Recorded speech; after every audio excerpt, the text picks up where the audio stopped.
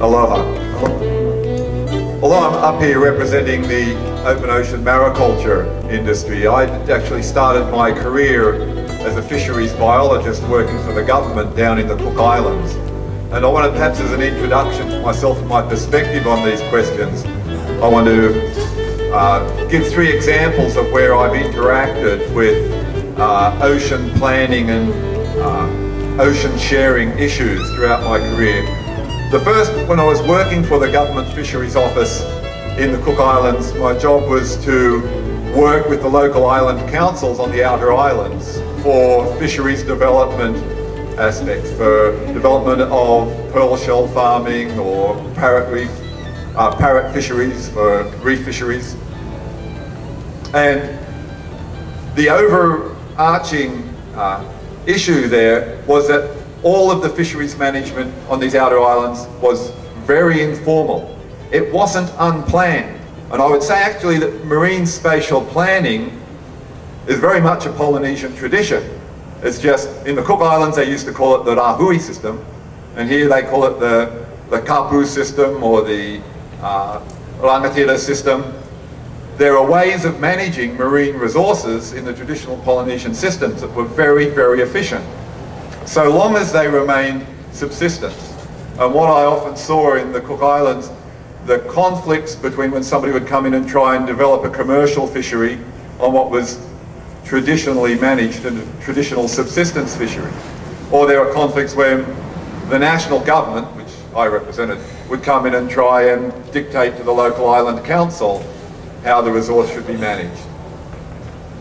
And so it was clear to me that there needed to be some way to bring everything together there. It never really happened in the Cooks, but we really needed to be able to bring together the local subsistence issues and the commercial development issues and the individual island and the national issues. My second big encounter with marine spatial management was when we first started the application process for our open ocean mariculture operation, our fish farm out offshore in Kona. And my co-founder and I, we both, because of this experience, we both spent a lot of time in small island situations or developing country situations. And we understood that a new idea like this wasn't something you went and rammed down the throat of the community. And so we just embarked on this plan to go and talk to people about what we proposed to do and to find a way forward. It was very much a consultative process. It took us 3 years to go from the initial idea and the initial public hearings to actually where we got a hearing in front of the land board and got the final approval. And that was okay. We were willing to take the time to do that. It was our local community. Well, I'm not from there, obviously, you get my accent. But I fished, I had lived there for 10 years, and I fished there and dived there and surfed there, and my kids learned to swim there. And it was very important that we did that with the local community's understanding of what we were trying to do. And it got to where we finally had our hearing in front of the land board, and there wasn't any Kona objections, no objections from the Kona community for what we were trying to do. We could not have done that, however. It was fine on the community side, just essentially talking people to death there. But we couldn't have done it on the government management side if it wasn't for the great leadership and guidance from John Corbin, who's hiding up in the back corner out there, who was at that stage the head of the aquaculture development program. Because there were so many rules and regulations and permits involved in getting an open ocean mariculture operation going, it was just bewildering to us. And so again, here was a situation where there needed to be some sort of coordination between the local community development issues and the state government. The third point that I want to illustrate it is, it had been mentioned, Roy had mentioned it earlier when he'd introduced me, is that we have started an open ocean mariculture trade association called the Ocean Stewards Institute. And we have done this because we want to make sure that as this industry grows, it grows in the right way. We don't just want to grow more fish, we want to grow more fish in a better way, a way that is better for the environment and that fits in well with all of the other ocean uses out there. The secret to doing this is probably just going to be to move our fish farms further offshore into deeper water, because that's where the oceans are less used. But we don't really know how we're going to do that. The technology, at the moment in Kona, we're in water over 200 feet deep. We allow fishermen to come in and troll or bottom fish around our net pens there. Yes, occasionally there are escapes, but the local fishermen love that. Usually they load up on these free Kona Kampachi. But this industry, as it grows, if it's going to grow in the right way, it's going to be in deeper water, further offshore, and we're going to have to find out how to do that. There's going to have to be some innovation around that. And so we can't really go and predict. If we were to have a marine spatial planning meeting now and somebody would say, what does open ocean mariculture need, Neil? I'd say, well, I know what it kind of needs now, but 10 years down the road, I don't know. I don't know how it's going to function. And so what I would suggest is that going forward, this needs to be an ongoing process, and that there needs to be room for revision and for consultation as new things develop in the growth of both our industry and in the growth of all of our activities in the ocean, and the consultation and the coordination between us all. Because ultimately that's what marine spatial planning is it's all figuring out how we're going to get along out there. It's based on preservation of these great ideas that came from our kupuna long ago, and how we should incorporate those ideas in a traditional management perspective today to look at certain issues or things that can broaden our future generations tomorrow on these traditional practices and uses.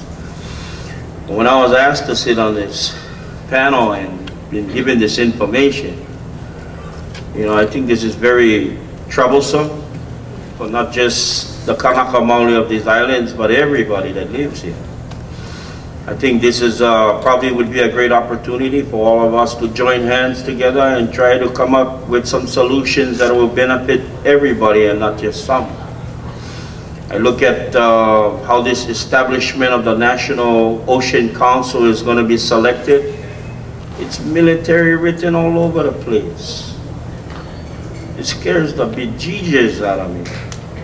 We're losing enough of our land resources today. Now we're going to have to consider of our ocean resources to be cut up into grid lines, what they're going to call them, TMKs, map keys, like our land bases are. We need to consider other things like how the oceans will affect our land mass when they start allowing for private sectors to utilize certain oceans for public utility corporations, which privatizes those areas.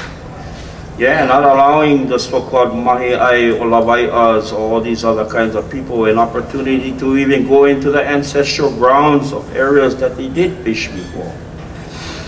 This is a genocidal process. And I've been raised in my family. I'm the youngest out of 7. The youngest. And I've learned a lot based on the history of Hawaii. And one of the things that is right now is a huge debate, and everybody should realize this and take into consideration that there is a bill in Congress right now called the Reorganization Act, the Akaka Bill, where they're spinning inside there trying to figure out whether or not the United States still has jurisdiction to determine the fate of Native Hawaiians. So when that becomes an issue as pertaining to whether or not do you have jurisdiction, then what does that do with the land mass versus the ocean mass of Ko Hawaii Pai'aina? And I take into heavy consideration to have you listen to our cries, the people of this land, to say that when they create this so-called commission to go over these kinds of things, let me give you some examples from the top all the way down, and it says the council shall consist of the following: Chair of Council of Environmental Quality, Director of Office of Science and Technology Policy, Secretary of State Defense, Interior, Agriculture, Health and Human Service, Commerce, Labor, Transportation, Energy, Homeland Security, the Attorney General, the Administration of Environmental Protection Agency, and it gets better. And only on the top. Let me get to the little more serious issues for you all to consider what we're going to have to deal with in the future.